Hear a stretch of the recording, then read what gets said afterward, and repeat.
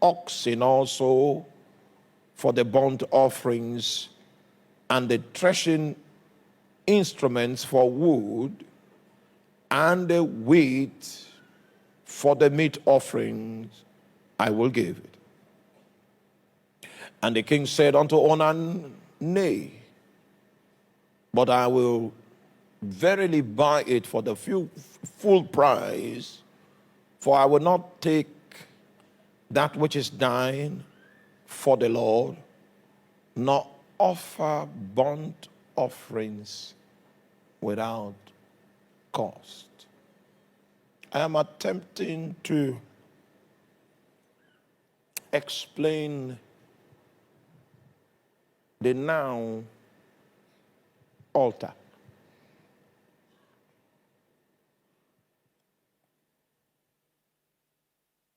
I will begin with an elementary definition, and then I will continue with more complex definitions as we advance in the study. For now, I'd like us to understand that an altar is a metaphor that symbolizes sacrifice. An altar is a metaphor that symbolizes sacrifice. The dialect that spirit beings understand, the dialect that they can relate with, the dialect that they can respond to, is the dialect of sacrifice. And as we journey in scriptures, you are going to see how this dialect is used to catch the attention of spirits. It will interest you to know that when we talk about altars, we are using it in the broad sense, not just because as we study, we will differentiate between righteous altars and evil altars. But whether it is a righteous altar or an evil altar, it is a metaphor that is used to symbolize sacrifice, because that's the dialect that spirit beings can understand. And it happens to be that David is well trained in the area of priesthood because his mentor happened to be Samuel the prophet. We're going to study the life of David, and you are going to see his attitude towards the Lord. And then you realize that there was an understanding that he had that gave him the advantage and gave him the ability to move the hand of God even in very critical circumstances and in critical situations. This is the wisdom that David manifested. He was offered everything that was needed. There was a catastrophe in the land. And the catastrophe that hit the land was because the government, led by David, decided to do something with the authority of the throne that was contrary to prescription. Are you there? It's just like the budget, the 2024 budget has just been passed. I don't know how many of you have taken time to look at the budget. Anyone here, you took some time to look at the budget? Well, I advise you to take some time to look at the budget. Because if our planning and strategy is supposed to be our means of advancing our economy and bringing us out of the waters, then the viability of our budget is a strategic tool to predict whether or not it has the capacity to bring out of the current economic situation. Are you still following me? Or I should leave my economics alone? My wife is the economist. I'm just a layman, but I've worked with figures for long. And if figures have meaning at all, then I assure you, not as a prophet, I assure you by the power of numbers that I've studied, within the environment of the budget, I can tell you, I can predict that nothing of economic advancement will happen this year. Because I've taken a very critical look at the budget. And the budget is not designed to solve any problem in 2024. Now, that budget has been passed. It's now a legal document. It's a legal document that can be used to collect money from Central Bank of Nigeria and disburse according to the prescription of the budget. But because the budget is amiss, the entire land is going to suffer from it because it's an act of government. Are you there? So David used the authority of his throne. There was a policy of government that he initiated that was contrary to the will of God. The consequence of that policy was nationwide. So if the devil wants to afflict a people, all he needs to do is to manipulate their government. And their government will come up with policies that, are you there? That will bring them into reproach. So that is what David did. Unfortunately for David, the impact of the number of casualties that resulted from his seemingly innocent policy was so much that he had no justification to give another decree if he doesn't find a means to salvage the situation. Thank God he had a prophet that still had the Lord's ear, Prophet Gad. And Prophet Gad was able to see into the realm of the spirit and saw how that the angel was killing people, plundering people, afflicting people all through the land, and saw that the angel, when he arrived at Onan's threshing floor, he stopped.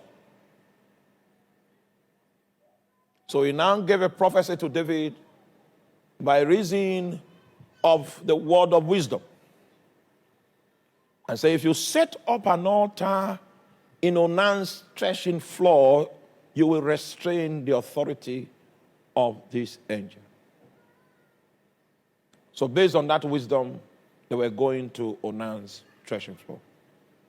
When they got there, because the man too operated the gift of the discernment of spirit, he saw the angel and he took cover. So when David came, he came out of his hiding place to talk to David. He was willing to give David the threshing floor, willing to even provide oxen for the sacrifice, and probably meat offering, part of his wheat. He wanted to gather unto David so that that sacrifice can be offered. Because everybody was, including himself, they were living in fear of their lives. So if my threshing floor plus some of my bulls and wheat harvest will stop this plague, then I am most delighted to be a donor of such sort to end the plague that is in the land. And David, even though the situation was critical, there was pressure on government. There were several things he learned about priesthood that played out in the way he went about fulfilling the instruction that came from the prophet. He knew that the dialect that spirit beings can understand is the dialect of sacrifice. So even though it was offered to him for free, he knew that if he offers what was given to him for free, it will have no vocabulary in the realm of the spirit. Are you there? It will sound like wind, without voice, without demand, without petition. He said, no. Even though I appreciate your generosity, I will not offer unto God that which costs me nothing. So it means David has a spiritual knowledge, and he knows that it is only that which is sacrificial that will be able to attract the attention of a spirit being. An altar, therefore, this is an elementary definition. We will still give many, many, many definitions as we journey. But this definition will set the stage for understanding the protocols as we advance in the study, and it will be easy for you to comprehend the scriptures that will be bringing forth in this regard. So an altar is a metaphor that depicts sacrifice, and sacrifice is the dialect that spirits understand. All right, come with me again, still studying the life of David. I'm trying to bring perspective, trying to set the coordinates. In 2 Samuel chapter 23, I will read from verse number 15. Still talking about David's understanding of the subject of sacrifice. David's understanding of the subject of sacrifice. And David longed and said, "Oh, that one would give me drink of the water of the well of Bethlehem, which is by the gate." And the three mighty men brake through the host of the Philistines and drew water out of the well of Bethlehem that was by the gate, and took it and brought it to David. Nevertheless, he would not drink thereof, but poured it out unto the Lord. Let's get his comment. And he said, "Be it far from me, O Lord, that I should do this. Is not this," he's talking about the water, "is not this water the blood of men that went in jeopardy of their lives? Therefore he will not drink it." You know, I told you David was trained by a prophet. He longed for water to drink. That was his village, the well that he drank when he was a small boy. Now, because of political crisis, the Philistines were now in occupation of his village, and the well that he drank was no longer accessible. And David longed. And he said, "Oh, that one will give me drink of the water of Bethlehem." It was a legitimate longing. What I drank when I was a small boy, is it possible for me to drink it again? It was a personal longing. It was not giving the soldiers marching orders. And the soldiers took his personal longing to become marching orders. It will interest you to know that it takes 5 years to train a legionnaire. A legionnaire is one that is competent in the use of the sword and the shield, which is a basic attack and defense equipment. It takes 5 years to train one that knows how to coordinate with sword and shield effectively. But it happens to be that the period that David was running away from Saul, which is the time that he assumed occupation of Cave Adullam, was 12 years.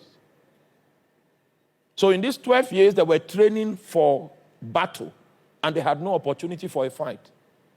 So when they heard the longing from David, they converted it to be a battle cry. Hallelujah. When they